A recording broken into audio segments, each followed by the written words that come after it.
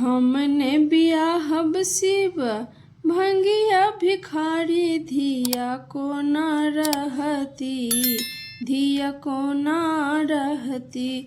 भूत प्रेतवा के संग धिया को न रहती, धिया को न रहती।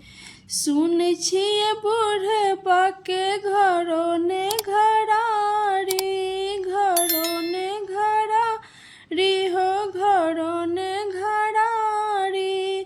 भर न पड़ल छन भांगक बारी, भांगक बारी हो, भांगक बारी हो, भांगक बारी।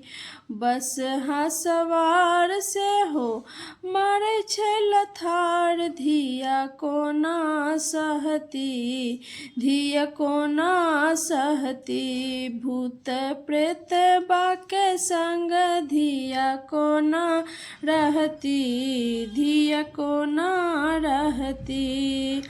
20-30 आसन बासन बाघक छलबा, बाघक छलबा हो, बाघक छलबा।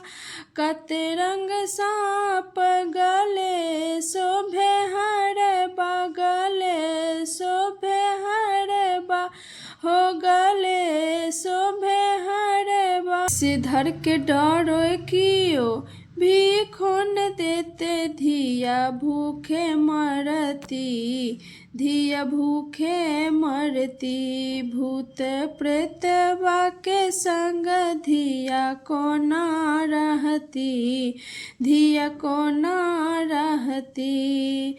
फूल सन गौरी हमर भोला पक ठेलबा, भोला पक ठेलबा हो, भोला पक ठेलबा।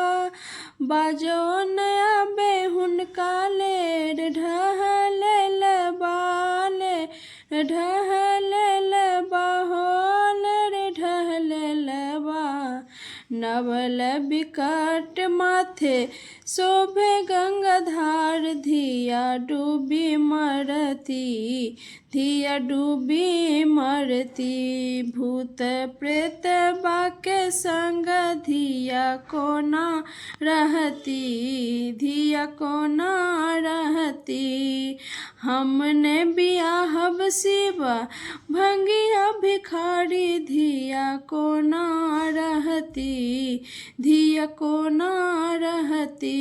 भूत प्रेत बाके संग धिया को ना रहती, धिया को ना रहती।